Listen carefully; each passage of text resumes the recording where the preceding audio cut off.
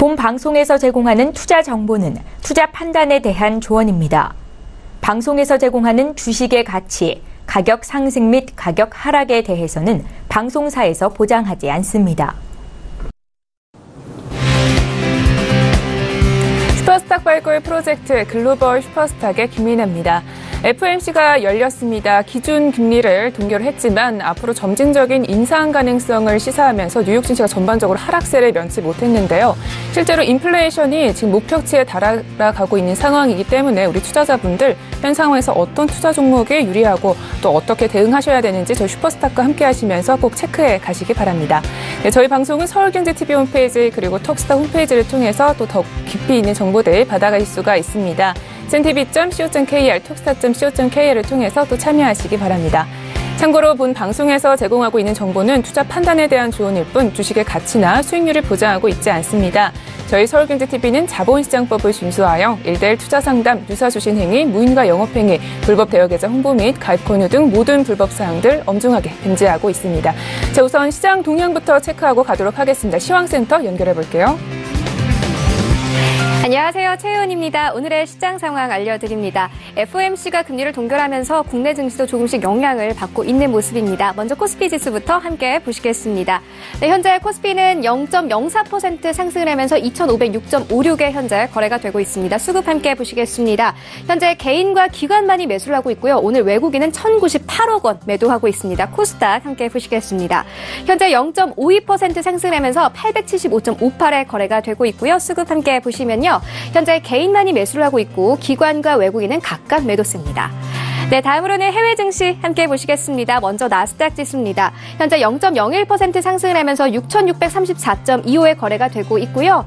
네, S&P 500 지수 함께 보시면 현재 0.04% 상승을 하면서 2,628.50에 거래가 되고 있습니다. 달러 인덱스 함께 보시겠습니다. 현재 0.16% 상승을 하면서 92선까지 올라선 모습입니다. 골드 함께 보시겠습니다. 현재 0.27% 상승을 하면서 1,309.1달러에 거래가 되고 있고요. 크루드 오일 함께 보시면요. 현재 0.37% 하락했습니다. 67.68에 현재 거래가 되고 있습니다. 네, 다음으로는 중국 증시 함께 보시겠습니다. 전 거래일 마감 상황 알려드립니다. 먼저 상해 종합지수 알려드립니다.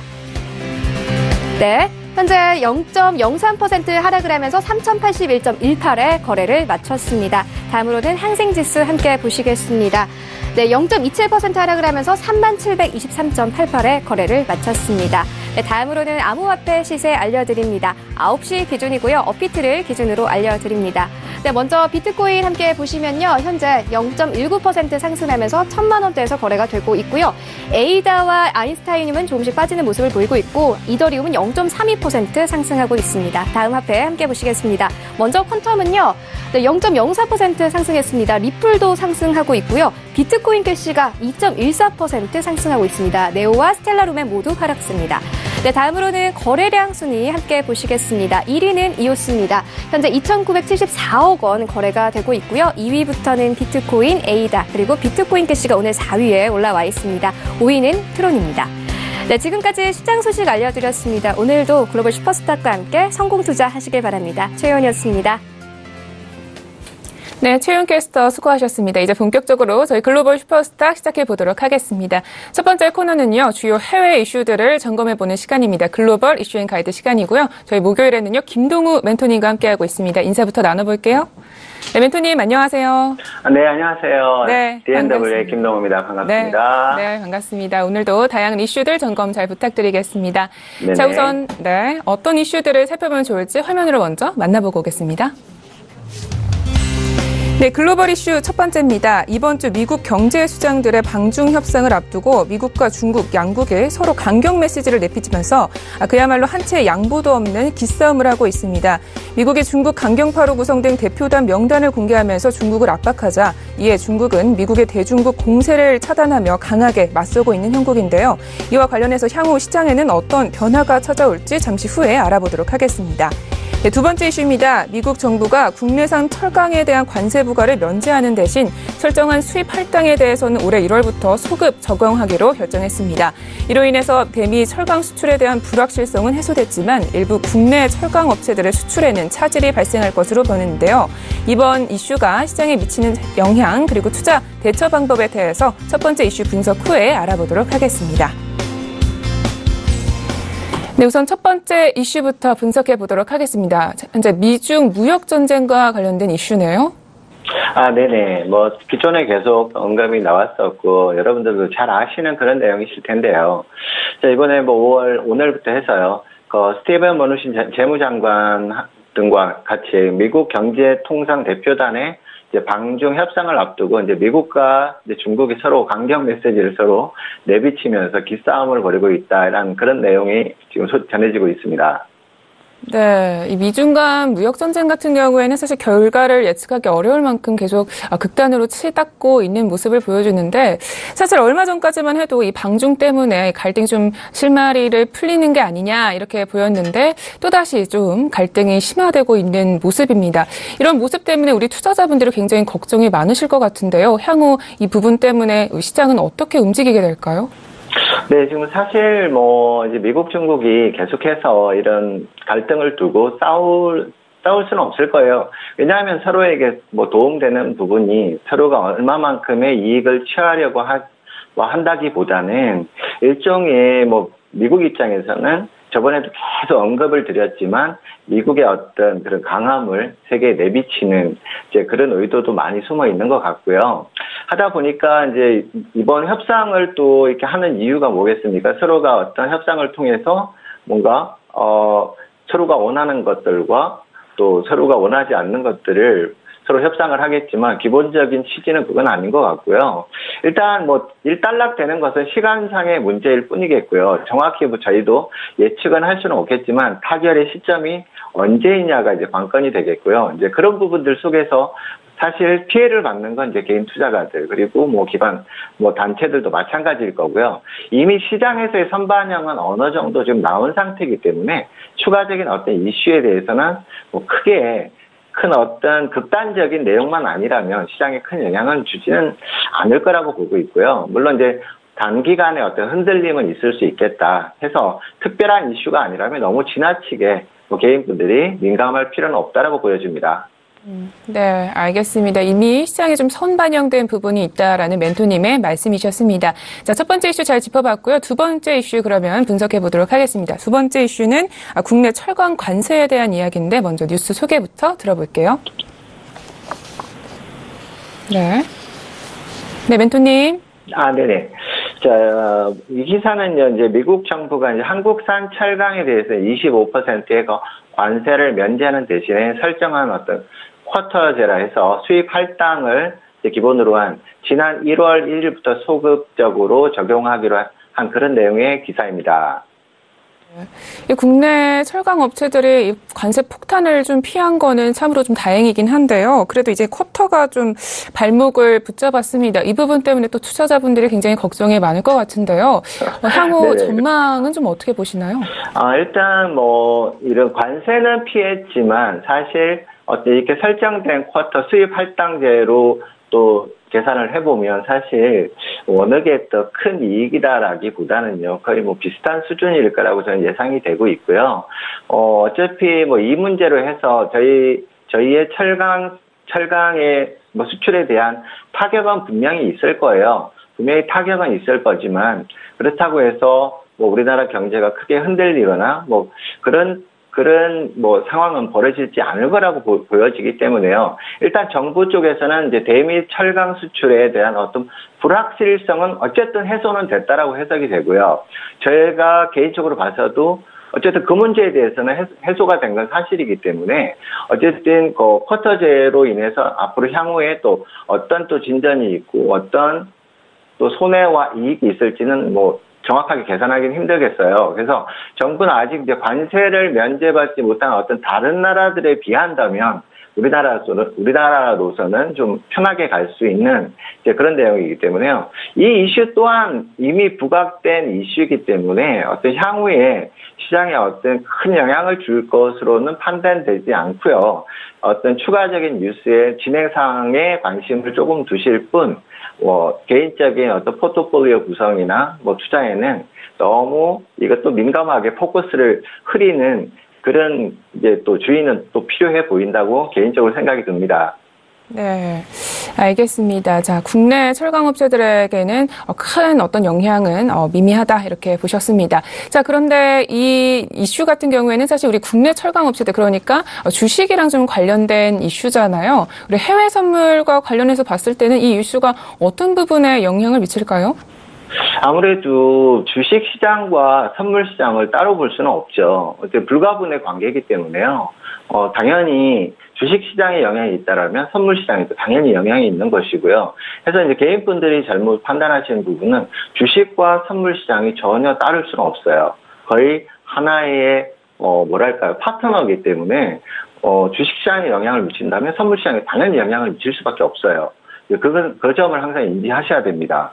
네, 알겠습니다. 자, 이렇게 해서 이슈 두 가지 잘 점검해 봤습니다. 자, 이제는 이슈 두 가지를 바탕으로 해서 저희 투자자분들께 우리 멘토님이 가이드 한 줄 평을 주실 텐데요. 네, 멘토님, 오늘은 어떤 가이드를 준비해 주셨나요? 예, 제 개인적으로 가장 좋아하는 코너인데요. 네. 예, 오늘은 Don't Let the News Fool You라는 이제 제가 하나의 이제 논문을 갖고 나왔는데요. 네. 이제 가장 요즘에 근래 또 저희 모든 분들의 주위에 투자자분들 이렇게 봤을 때 뉴스가 너무 많잖아요, 사실. 네. 뉴스가 너무 많다 보니까 뉴스에 너무 현혹이 되는 거예요. 그래서 오늘은 제가 고민 끝에 뉴스에 너무 현혹되지 말아라는 이제 이 문구를 갖고 나왔어요. 네. 뉴스는 뉴스일 뿐이에요. 물론 시장에 영향은 미치지만 개인들이 그 뉴스에 굳이 너무 어떻게 될까? 저번 시간에도 제가 언급을 드렸지만 올라가고 내려가고의 문제지 이게 투자하는데 크게 영향이 줄 거라고는 생각 안 하기 때문에요. 그 뉴스를 잘 활용만 한다면 또 오히려 큰 장점이 될 수 있다라고 좀 보여져서 여러분들한테 오늘은 이 가이드를 들고 나왔습니다. 네. 지금 이렇게 말씀 주신 가이드는 오늘 철강 관련된 이슈와도 좀 연관해서 말씀해 주신 가이드인 거죠?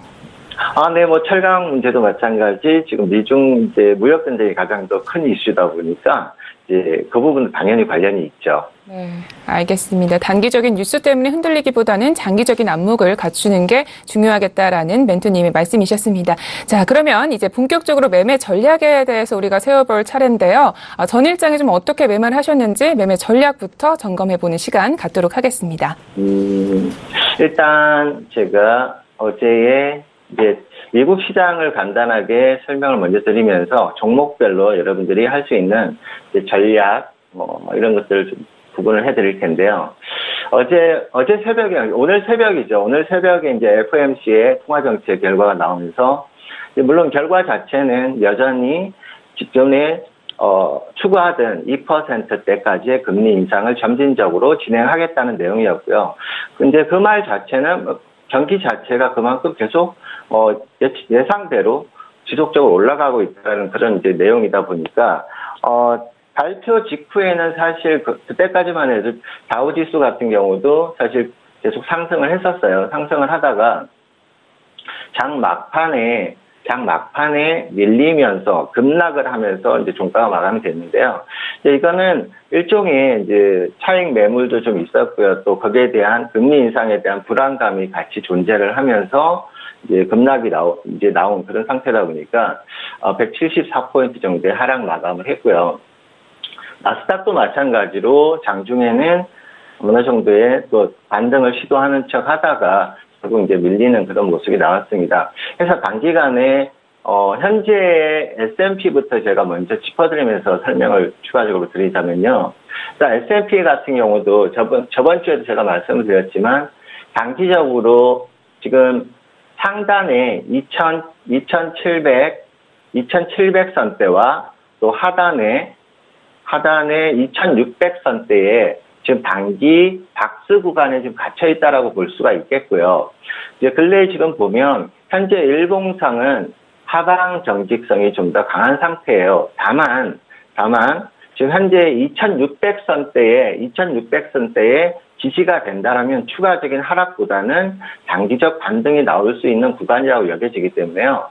1차적으로 2600선 내외의 지지를 전제로 한 매수 유효해 보이고요. 2차도 2580선대에 지지를 전제로 한 매수 유효 충분히 가능해 보입니다. 특별한 악재가 없다라면 S&P나 나스닥 그리고 다우지수가 크게 하락할 이유는 없다라고 보여지기 때문에 지지 구간만 정확하게 형성이 된다면 단기 반등으로의 흐름이 나오지 않을까 이렇게 예상을 하고 있고요.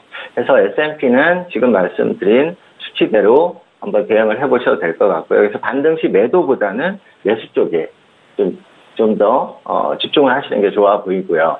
그다음 두 번째로 나스닥도 마찬가지고요. 나스닥도 지금 상단에 6,870과 하단에 6,560선 내외의 단기 박스 구간에 지금 갇혀 있고요. 다만 하방 경직도 아니고 상방 경직도 아닌 지금 혼조 흐름 구간인데요. 단기적인 어떤 악재가 아니라면 1차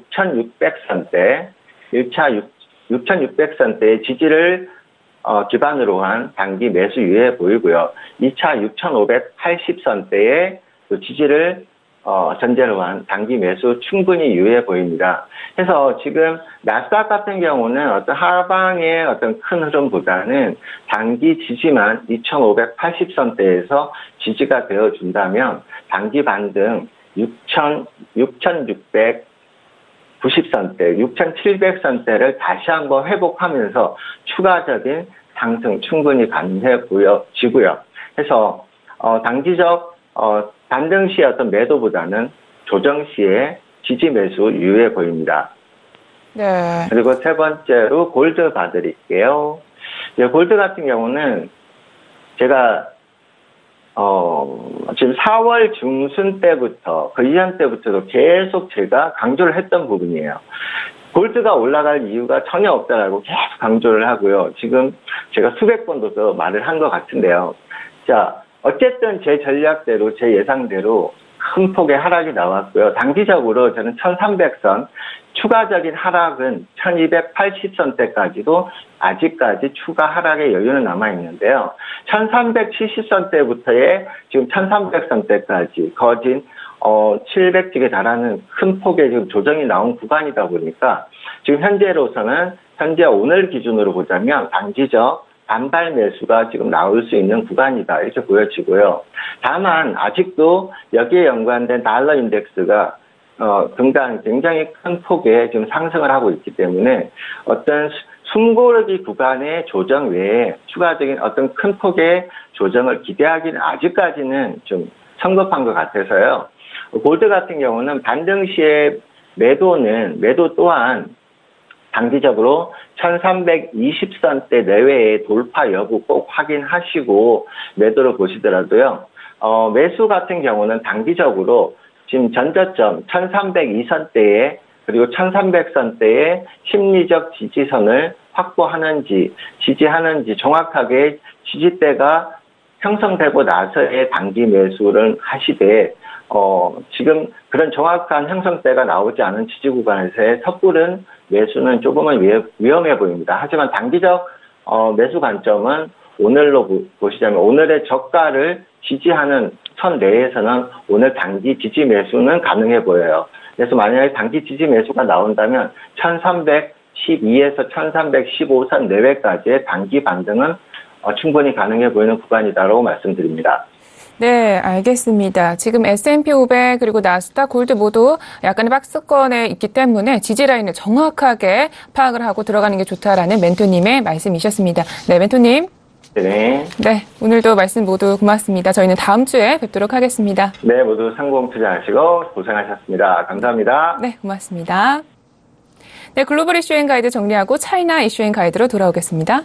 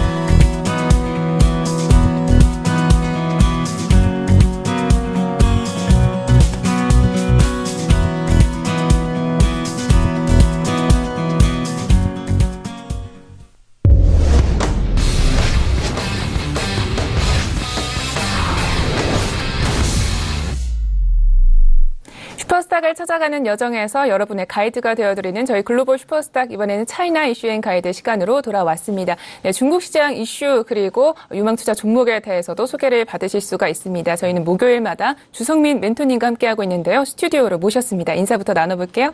안녕하세요. 네, 안녕하세요. 네, 반갑습니다. 어제는 노동절이었기 때문에 중국장이 휴장이었는데요. 그렇죠? 네. 네, 오늘은 또 어떻게 시작을 하고 있을지 전반적으로 체크부터 하도록 하겠습니다. 네. 우선은 미중 무역 협상을 앞두고 중국 증시는 약보합 형태의 모습을 보이고 있습니다. 그런데 중국 증시에 상장된 상장사들이 근 7년 내 최고 실적을 기록했다는 소식이 있습니다. 이는 순이익도 한 19.2% 정도 상향된 그런 실적을 보였다는 거고요. 그리고 5월 달에는 또 모건 스탠리 인덱스라고 불리는 이 MSCI EM 시장에 중국 증시가 또 편입이 된 그 또 호재가 또 있기 때문에 앞으로 여기에 대해서 좀 주목하면서 5월달 맞이하시면 될 것 같습니다. 네, 알겠습니다. 중국장에 굉장히 기분 좋은 소식들이 많이 남아있네요. 알겠습니다. 자, 그렇다면 오늘은 어떤 이슈들을 짚어보면 좋을지 먼저 화면으로 만나보고 오겠습니다. 네, 차이나 이슈 첫 번째입니다. 중국이 수입 항암제에 대한 관세를 철폐한 데 대해 자국 내 항암제에 대해서도 의료보험 적용 협상 등 소매 가격 낮추기에 나섰습니다. 중국이 항암제 가격 인하를 위해서 어떤 정책을 펼치고 있고 왜 이렇게 적극적으로 나서는지 잠시 후에 자세히 알아보겠습니다. 두 번째 이슈입니다. 중국 의료기기 시장이 4,450억 위안으로 규모가 커지면서 그야말로 급성장하고 있습니다. 잠시 후에 두 번째 이슈 분석을 통해서 중국 의료기기 시장의 자세한 규모 그리고 선두 기업은 어떤 곳인지 살펴보도록 하겠습니다. 네, 첫 번째 이슈부터 살펴보도록 하겠습니다. 지금 중국이 의학 쪽에 굉장히 관심이 많은 것 같은데 어떤 뉴스인지 먼저 소개부터 들어볼게요. 네, 중국 보건위원회가 중국 항암제 소매 가격을 낮추기 위해서 이번 5월부터 3대 조치를 취하겠다고 발표를 했습니다. 이 수입약품 제로 관세 소식은 지난 시간에 집중적으로 제가 다뤄드렸었는데요. 이 중국 정부는 이 수입 항암제 관세를 없애는 것뿐만 아니라 의료보험 시스템으로 커버가 되는 항암제를 이 중앙 조달을 통해서 구매하여 현재 급여되지 않는 항암제까지도 이제 협상을 시작할 것이다라고 발표했다는 것입니다. 이 중국 정부가 이렇게 정책을 통해서 암 환자에 대해 약값 부담을 보다 합리적으로 설계할 것이라고 지금 계속해서 밝히고 있는데요. 이 밖에도 중국 정부는 항암 신약의 연구 지원을 증강시키고 이 항암제 허가 절차를 가속화시키면서 의약품의 유통 비용을 낮추는 한편 이 암 진단도 점진적으로 개선시킨다는 그런 방침을 세워두고 있습니다. 네, 소매 가격을 낮추고 또 유통 비용까지 낮춘다고 하는데 중국 정부가 의약품 유통 비용을 낮추는 정책에는 어떤 것들이 있나요? 예, 우선 정부 정책으로 가장 강력하게 시행하고 있는 것이 이 급여약제 등재 시스템입니다. 즉 국가가 건강보험으로 커버해주는 모든 의약품을 이 등재시키는 시스템인데요. 어떻게 보면 우리나라의 지금 문케어가 지금 이 사회적으로 이슈가 되고 있긴 한데 이와 비슷한 그런 맥락으로 이해하시면 될 것 같습니다. 이 제약사들은 의약품이 급여 명록에 등재가 되어야지만 더 많은 환자들에게 처방이 가능합니다. 그래서 그들의 이익을 위해서라도 이 정부하고 협상을 할 수밖에 없는 그런 구조인데요. 이 중국 국무원의 요구에 따라서 2016년 이후부터 이 국가약품 가격 협상 및 국가의료약품 약품 협상을 진행해 왔는데요. 한 39개 협상 품종이 평균 한 50% 이상 이미 가격을 절감받는 효과를 받았기 때문에 여기에 대해서 좀 주목할 필요가 있습니다. 이 중국 정부가 이렇게 장기적이고 그리고 효력이 있는 이런 항암제 가격 부담 통제를 이제 구축을 해왔기 때문에 이 내용적으로는 이 연구개발 경력 그리고 항암 약품의 심사 가속화와 어떻게 보면 빠른 그런 출시까지도 어떻게 보면 호재로 작용하고 있는 이런 정책이 되겠습니다. 네, 알겠습니다. 지금 평균 가격 50%나 인하했던 굉장히 파격적인 것 같은데 이렇게 중국이 지금 적극적으로 좀 지원을 하고 있는 배경에는 어떤 것들이 있을까요? 아무래도 지금 G2 국가로 국가적인 그런 브랜드 이미지는 구축은 완료했지만 이 내부적으로 있는 어떤 그 국민들의 생활 수준의 개선 뭐 이런 거와 맞물리는 게 아닌가 봅니다. 사실 중국 정부의 고민은 이런 오랫동안 커져왔었는데요. 왜냐하면 중국이 지금 빠른 고령화와 급증하는 의료비 지출로 인해서 의료보험 재정이 고갈돼 그런 위기에 처했기 때문입니다. 2010년부터 2017년까지의 중국의 의료보험 지출 증가율이 제가 조사를 한번 해보니까 연평균 한 19%로 GDP 경제 성장률의 한 7%를 크게 웃돌고 있습니다. 통상적으로 의료보험 지출 증가율이 GDP 성장률의 한 1.2배, 1.3배 정도가 이제 적정한 그런 수준으로 알려져 있는데요. 이 수준을 감안하면 중국의 의료보험 지출은 그동안 너무 가팔랐습니다. 특히 2013년, 14년에는 의료보험 지출 증가율이 수입 증가율을 상회하면서 의료보험 재정 고갈 이슈가 사회적인 이슈로 크게 부각된 적도 있습니다. 그래서 지금 중국 정부는 이 향후 늘어날 의료보험 지출 속도를 통제하기 위해서 이 대비책 마련이 시급한 그런 실정입니다. 이 선진국의 그 경제 발전 경험들을 좀 살펴보면 중국 역시 이제 약값을 인하하면서 이 국민들의 어떤 질병으로부터 이제 해결이 될 수 있는 이런 정책들을 계속해서 사용하는 것으로 보입니다. 네, 알겠습니다. 국내에서도 굉장히 암이 문제잖아요. 이렇게 해서 아픈 사람들이 좀 정책의 수혜를 많이 받을 수 있었으면 좋겠습니다. 자, 계속해서 그럼 다음 이슈 알아보도록 하겠습니다. 다음 이슈는 의료기기와 관련된 이슈인데 먼저 뉴스 소개부터 들어볼게요. 네, 그 중국 의료기기 업종 발전 상황에 따르면요, 지금 2017년도에 중국의 의료기기 시장의 총 규모가 하나로 한국 돈으로 그 중국 돈으로 이제 4,450억 위안으로 2016년에 3,700억 위안에서 한 20% 정도의 성장세를 보였다는 것입니다. 1년 사이에 한 12조 7,500억 원, 하나로 12조가량 폭발적인 성장세를 보이고 있는 것인데, 이 중국은 앞서 말씀드린 대로 이 급속한 경제 발전으로 인해서 이 샤오캉이라고 불리는 증상층의 인구가 계속해서 증가하고 있습니다. 그 몇 년 전에 나온 연구 발표에 따르면 중국의 증상층 인구는 한국의 인구와 맞먹는다는 그런 수치를 보였다고 하는데요. 이 현재 1인당 GDP 증가로 개인이 건강 문제에 대한 관심과 인식이 높아지면서 어떻게 보면 예방 위주, 그리고 이제 예방과 치료 병행이라는 의료 관념이 일반 그 샤오캉 중산층에게 인식이 되고 있는 그런 것 같습니다. 네. 그런데 지금 듣다 보니까 이 중국의 의료기기 부분의 성장성이 얼마나 되고 있는지 좀 규모가 가늠이 안 됩니다. 좀 더 구체적으로 어느 정도의 규모인지 설명해 주셨으면 좋겠습니다. 예, 그 최근 1년 사이에 의료기기 분야가 큰 성장을 보였다는 연구 보고서들이 속속 발표가 되고 있는데요. 이 중국의 사회 노령화로 전체 인구가 60대 이상이 차지하는 비중이 점점점 증가하고 있습니다. 이 수치가 2035년에는 한 20% 이상을 차지할 것이라는 영국 보고서가 있는데요. 이 중국의 노령 인구 증가는 이 의료 산업 발전과 어떻게 보면 방향, 정책 수립에 앞으로 중국 정부에서 크게 신경을 쓸 요소로 나타나고 있습니다. 이에 따라 건강 검진과 예방, 그리고 치료와 회복 등 전반에 걸쳐 노령 인구를 대상으로 하는 의료기기 시장의 이 확대를 앞으로 좀 주목할 필요가 있겠고요. 커져가는 중국 의료기기 시장 규모에 비해서 중국의 현지 의료기기 사정들은 좀 낙후되어 있는 실정입니다. 이 생산 업체에 대한 경쟁력이 뒷받침되어야 되는데 현재 중국 내 의료기기 생산 기업은 한 16,000여 곳 정도 됩니다. 그런데 이 중에서 상장된 수는 한 45곳 내외로 굉장히 열악한 수준인데요. 아무래도 기술력이 받쳐주지 않기 때문이겠죠. 의료기기 생산 기업의 90% 이상이 지금 자금 그리고 연구개발 비용 부족 등으로 인해서 이 시장 경쟁력이 계속해서 도태되고 있는 그런 실정입니다. 이 거대한 시장 규모에 비해서 어떻게 보면 특출난 기업이 적다는 것인데요. 이 류현진 람파유료 회장이 이런 인터뷰를 했었습니다. 의료기기와 약품 산업 규모를 보면 중국은 1대 4.5대인데 미국은 1대1의 비율이다.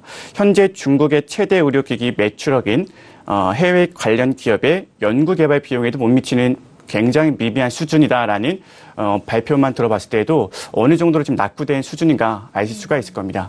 네, 알겠습니다. 이 노령화 문제는 사실상 중국뿐만이 아니라 전반적으로 전 세계적으로 문제가 되고 있는 문제잖아요. 자, 그런데 듣다 보니까 지금 기업은 16,000여 군의 의료기기를 판매하고 있는 회사들이 있는데 그중에서도 상장 기업은 45곳밖에 되지 않는다 이렇게 말씀해 주셨어요. 그럼 그렇다면 그중에서도 가장 좀 선두 기업이 어떤 것들이 있는지 궁금하실 것 같은데요. 어떤 기업이 있을까요? 그 매출액으로만 한번 비교해 봤을 때에는 중국의 의료기기 분야의 선두주자인 마이루이 의료입니다. 이 마이루이 의료가 이제 상업판, 즉 벤처기업 전용 증시이죠. 여기에 기업 공개를 신청하면서 제출한 데이터에 따르면요. 2015년, 17년도에 마이루이 의료의 매출액은 각각 80억 위안, 그리고 이제 90억 위안, 그리고 이제 111억 원 위안 순으로 매출액이 폭증하고 있습니다.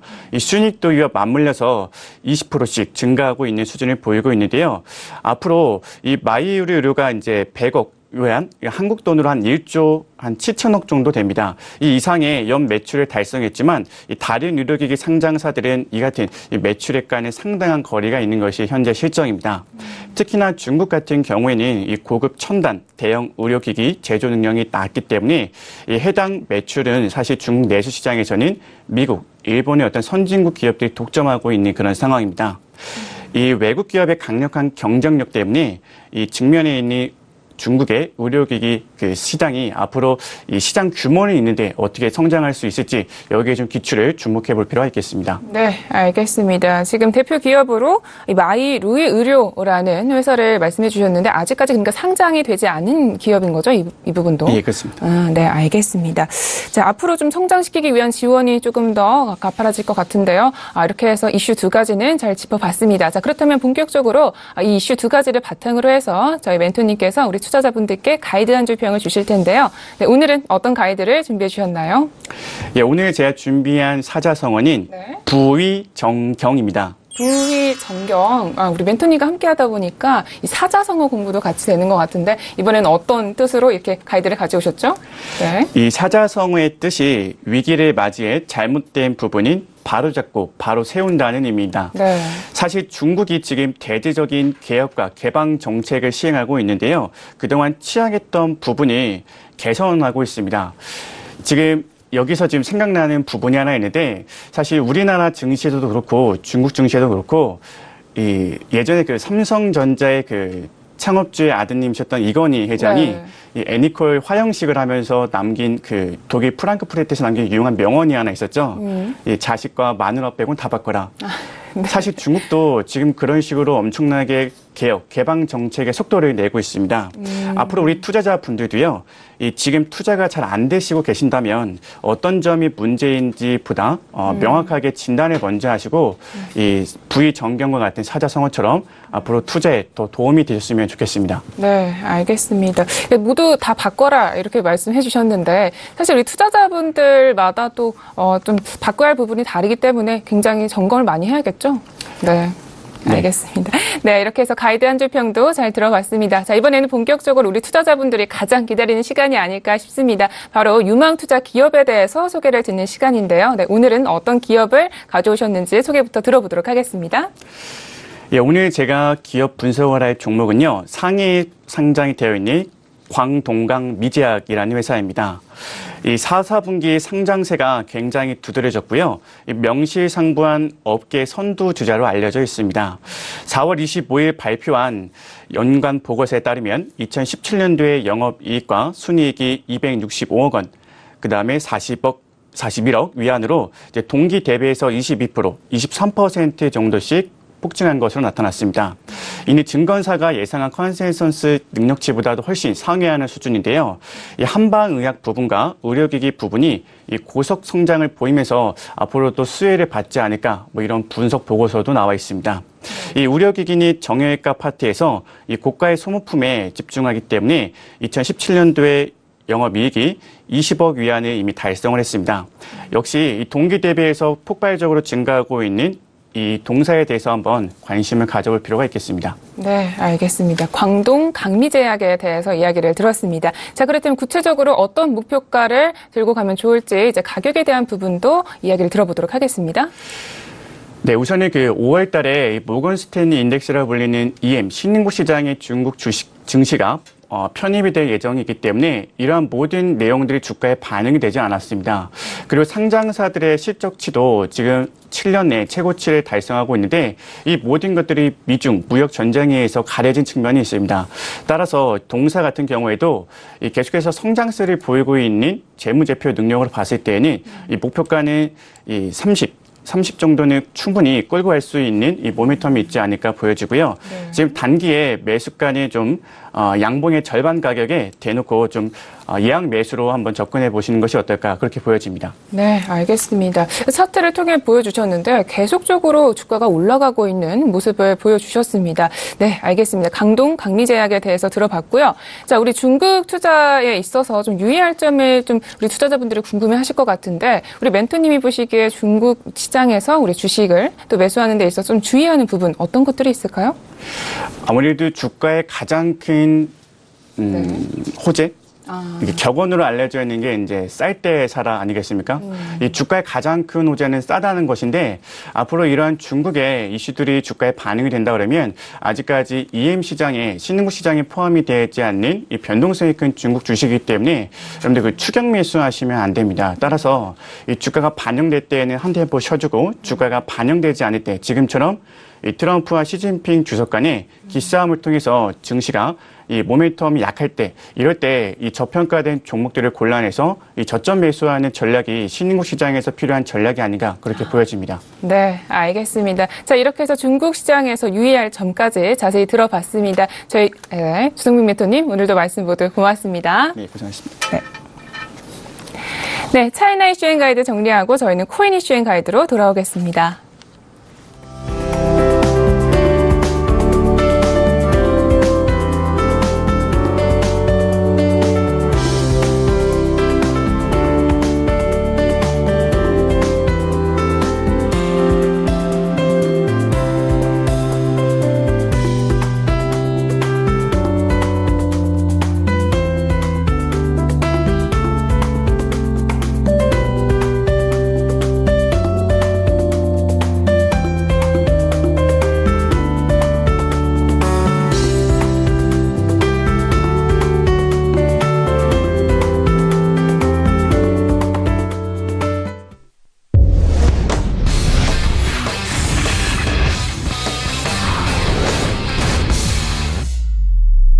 네, 많이 기다리셨습니다. 암호화폐와 관련돼서 엄선된 정보들만 드리고 있는 저희 글로벌 슈퍼스탁의 자랑 시간이죠. 코인 이슈앤 가이드 시간으로 돌아왔습니다. 저 이선주 멘토님과 함께 이야기 나눠보도록 하겠습니다. 네, 멘토님 안녕하세요. 네, 안녕하세요. 네, 반갑습니다. 오늘도 코인 관련한 이슈들, 다양한 것들 모두 다 점검 잘 부탁드릴게요. 네. 네. 자, 그렇다면 오늘은 어떤 이슈 두 가지를 꼽아보면 좋을지 화면으로 먼저 보고 오겠습니다. 네, 우선 첫 번째 코인 이슈입니다. 중국의 정부와 지방정부가 블록체인 기술 육성에 박차를 가하고 있습니다. 초대형 규모의 투자 펀드도 조성하면서 글로벌 블록체인 시장 선점을 목표로 광폭 행보를 보이고 있는 건데요. 중국의 블록체인 투자 계획과 더불어 국내 투자 실상은 어떤지 이슈 분석에서 알아보도록 하겠습니다. 두 번째 이슈입니다. 호세 라몬 발렌테 칠레 경제장관이 암호화폐 지원과 관련된 굳은 의지를 강조하고 나섰습니다. 암호화폐를 외면하면 자국의 경제 미래도 불투명해진다고까지 말하면서 암호화폐에 대한 큰 관심을 드러냈는데요. 앞으로 칠레의 암호화폐 시장에는 또 어떤 지각 변동이 있을지 좀 더 지켜봐야겠습니다. 네, 우선 첫 번째 이슈부터 분석해 보도록 하겠습니다. 중국 내에서 블록체인과 관련된 이야기인데 어떤 뉴스인지 소개부터 들어보겠습니다. 네, 글로벌 블록체인 시장을 선점하기 위해서 중국이 이제 박차를 가하고 있습니다. 중앙과 지방 정부뿐만 아니라 민간까지도 이제 대규모 자금 조성을 펼치면서 이제 실시를 하고 있고요. 이에 반해서 한국 같은 경우도 블록체인 기술을 좀 선점하기 위해서 이제 발빠른 행보를 보인다고 했지만 예산안이 이제 중국과 비교했을 때 150억 원 미만이기 때문에 상대적으로 좀 협소한 지원이 아닐까라는 생각이 들어서 이런 것들을 비교하면서 오늘 이슈를 좀 다뤄볼까 합니다. 네, 알겠습니다. 사실 중국 정부 같은 경우에는 암호화폐 거래에 대해서 좀 부정적인 입장을 가지고 있었잖아요. 이 중국의 중앙과 그리고 지방 정부가 이 블록체인 관련한 투자 계획 조금 더 자세하게 알아보면 좋겠는데요. 네, 일단 중국은 워낙 크기 때문에 중앙 그리고 지방 정부가 각각 또 역할을 나눠서 하고 있는데요. 중국 같은 경우 2016년에 13차 5개년 계획을 발표를 했습니다. 거기에서 이제 블록체인을 중점 육성 기술로 포함을 시켜서 이제 추진을 하고 있죠. 그래서 최근에 중국의 이제 공산당 중앙위원회와 국무원이 허베이성 슝안신구 조성 계획을 확정하면서 블록체인 프로젝트에 투자하는 펀드를 만들기로 했습니다. 규모를 보면요, 총 1조 7,850억 원이라고 합니다. 그러니까 어마어마한 역시 스케일이 다른 블록체인 펀드 조성 계획을 발표를 했고요. 또 지방 정부 좀 보면 항저우와 신촌이 있는데 가장 이 두 지방 도시가 적극적입니다. 그러니까 항저우 지방 정부 같은 경우는 블록체인 산업 단지를 지원하기 위해서 100억 위안, 그러니까 1조 7천억 원을 규모의 민간 합동 펀드를 만들었고요. 항저우가 이제 지방정부 그리고 미래과학기술행정도시위원회 등이 30%를 부담하고 나머지가 민간이 넘는 방식으로 하고 있습니다.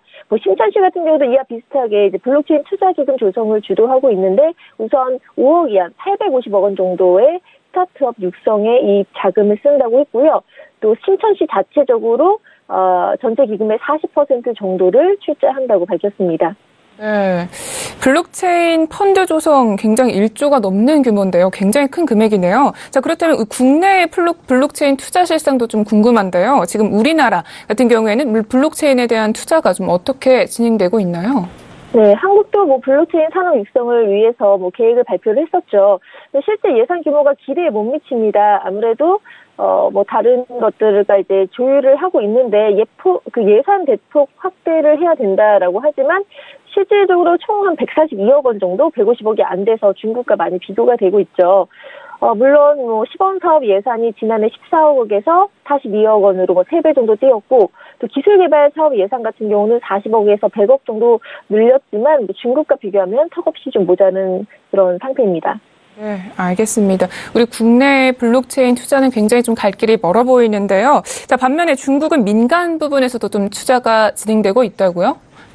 네, 올해 상반기에 이제 자금 조달에 성공한 중국 스타트업도 꽤 많은데요. 한 41% 정도가 블록체인 기술 관련 기업입니다. 그러니까 어마어마한 거죠. 중국이 이제 ICO는 불가능하지만 벤처 캐피탈 규모가 워낙 크기 때문에 여기에 대해서 적극적으로 자금 마련을 하고 상대적으로 그 자금 마련이 어렵지는 않은 것으로 보입니다.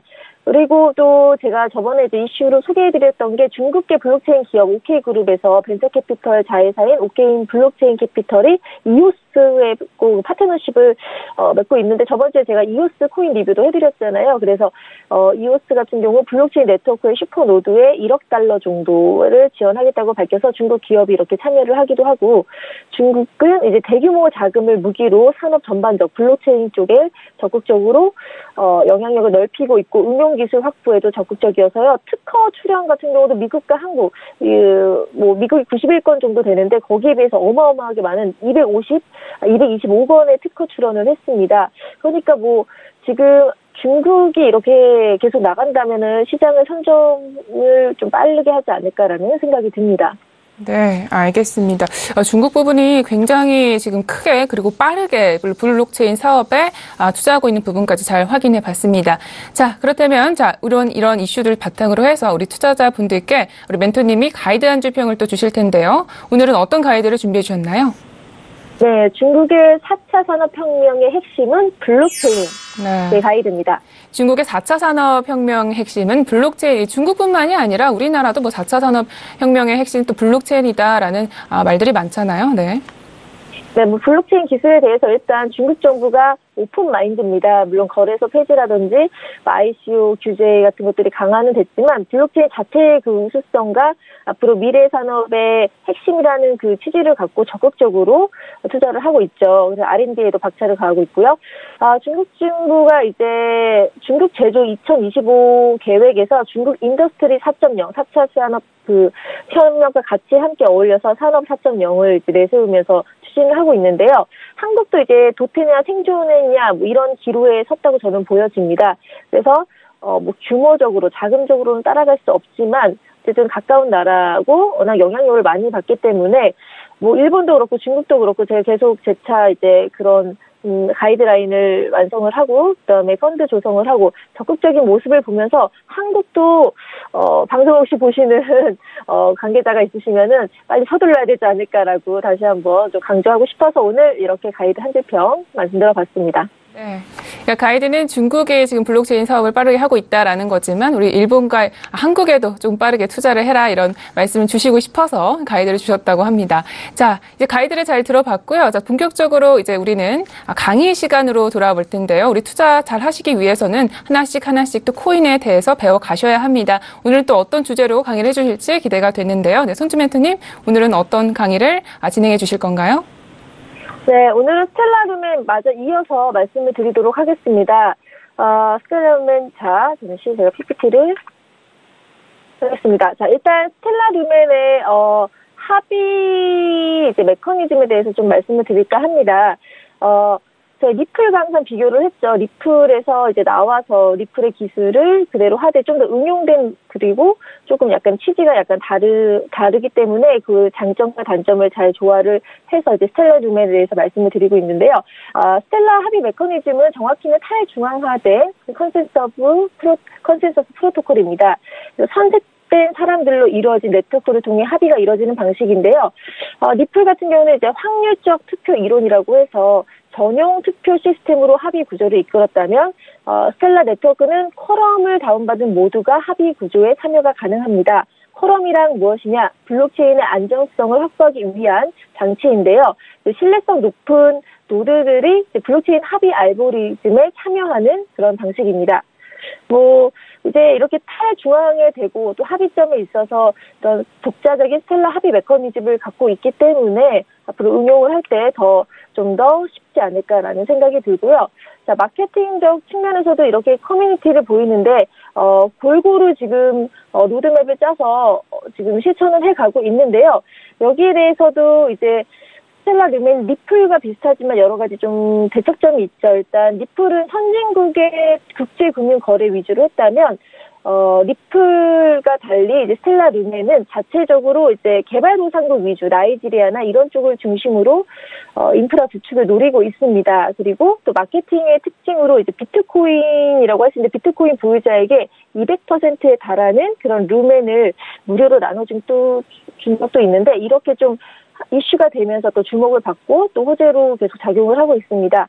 그래서 이런 개발도상국에 대한 이점이라든지 그런 독자적인 자체의 구축을 하고 있다는 거에 좀 포커스가 되고 있습니다. 네. 그리고 제가 또 말씀드리고 싶은 거는요, 이어서, 네. 이렇게 금융 인프라가 되고 있고요. 또 전망에 대해서 좀 말씀을 드리면, 일단 또 탈중앙화된 거래소를 오픈을 했습니다. 그래서 SDEX라는 그 거래소를 자체에서 스텔라 룸엔 관련된 코인들을 거래를 좀 더 자유롭고 편하게 할 수 있도록 준비를 했고요. 또 라이트닝 네트워크라고 해서 개인의 그 소액 결제 시스템에 있어서 좀 더 편리하게 좀 결제나 이런 송금을 할 수 있는 시스템을 만들었기 때문에 이런 것들을 다 봤을 때 스텔라 룸의 전망이 또 밝을 수 있지 않을까라는 생각이 듭니다. 네, 알겠습니다. 스텔라 룸엔에 대해서 굉장히 빠르게 설명을 해주셨는데, 듣다 보니까 좀 어려운 부분이 좀 많은 것 같아요. 저도 제가 좀 부족해서 그런 건지 우리 시청자분들도 좀 궁금해 하실 것 같은데, 이 쿼럼에 대해서 아까 설명을 해주셨는데, 이 쿼럼이 우리 블록체인과 관련한 기술이라는 거죠? 우리 거래에 있어서는 별로 문제가 되지 않는 그런 기술인 거죠? 네네. 쿼럼은 이제 안정장치를 위한, 그러니까 안전한 거래를 위한 장치라고 볼 수 있기 때문에 문제가 된다기보다는 쿼럼을 다운받으면 스텔라 룸엔의 보유자들이 합의 메커니즘을 이끌어서 좀 더 그 의사 참여를 할 수 있다라고 해서 효율적이고 합리적인 합의 메커니즘이라고 볼 수가 있습니다.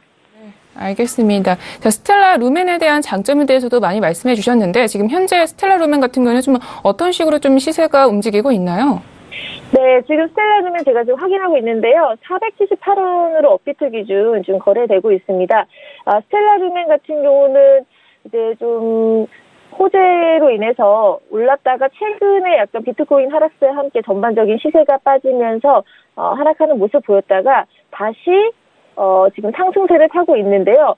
제가 봤을 때는 이제 502원 정도 거기서 이제 502의 그 지지 라인을 넘어선다면 조금 더 상승 여력분이 있지 않을까라는 생각이 듭니다. 지금 상승 추세이기 때문에 조금 더 앞으로도 좀 오를 것이라고 기대가 되고요. 또 이제 자체 SDX 거래소라든지 라이트닝 네트워크 그리고 로드맵이 계속 발표되면서 외신에서도 2018년 스텔라 루멘의 해가 될 거다. 2017년은 비트코인의 해였다면 이렇게 언급을 했는데 그만큼 좀 기대를 받고 있는 코인이기 때문에 좀 더 상승할 수 있지 않을까라는 생각이 듭니다. 네, 알겠습니다. 자, 우리 주식 투자를 할 때면 업종에 있는 그런 종목들을 다 같이 좀 살펴보면 도움이 되잖아요. 이 스텔라루멘 같은 경우에도 우리가 거래를 할 때 리플과 같이 좀 비교를 하면서 보면 좀 도움이 될까요, 전문가님? 리플도 같이 이제 물론 어떤 거래에 있어서 이렇게 기본적으로 같이 나왔기 때문에 기술적으로 하드포크가 돼서 같이 봤으면 좋긴 하겠지만 뭐 자체적인 움직임이기 때문에 처음에는 좀 같이 비교를 많이 당하고 그랬지만 이제는 독자적으로 조금씩 움직이고 있다. 그래서 전반적인 시세에 따라서 스텔라 루멘도 움직이긴 하지만 그렇게 비교해서 뭐 일일이 보실 필요는 없고요. 참고는 하되 스텔라 루멘의 호재성, 뭐 로드맵이나 이런 것들을 좀 보고 이슈를 받았으면 그때 상승 여력분 생길 때 좀 더 좀 분석적으로 들어가시면 좋을 것 같습니다. 네, 알겠습니다. 그러니까 전반적으로 자체적인 좀 시세를 흐름을 보여주고 있다라는 말씀까지 잘 들어봤습니다. 네, 멘토님 오늘도 말씀 모두 고맙습니다. 네, 감사합니다. 네, 오늘도 저희 글로벌 슈퍼스탁은 해외 선물과 중국 주식 그리고 암호화폐까지 전 세계를 대상으로 유망 투자 종목 발굴하기 위해서 열심히 달려왔습니다. 네, 저희 방송은 서울경제TV 홈페이지 그리고 톡스타 홈페이지를 통해서 더욱더 깊이 있는 정보들 받아가실 수가 있는데요. centv.co.kr, 톡스타.co.kr을 통해서 또 참여해 보시기 바랍니다. 참고로 본 방송에서 제공하고 있는 정보는 투자 판단에 대한 조언일 뿐 주식의 가치나 수익률을 보장하고 있지 않습니다. 저희 서울경제TV는 자본시장법을 준수하여 1:1 투자 상담, 유사수신 행위, 무인과 영업행위, 불법 대여계좌 홍보 및 가입 권유 등 모든 불법 사항들 엄중하게 금지하고 있다는 점 다시 한번 고지하게 드리겠습니다.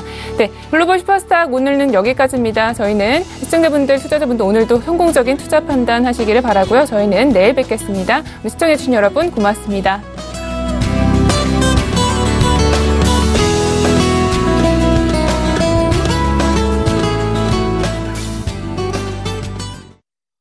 본 방송에서 제공하는 투자 정보는 투자 판단에 대한 조언입니다. 방송에서 제공하는 주식의 가치, 가격 상승 및 가격 하락에 대해서는 방송사에서 보장하지 않습니다.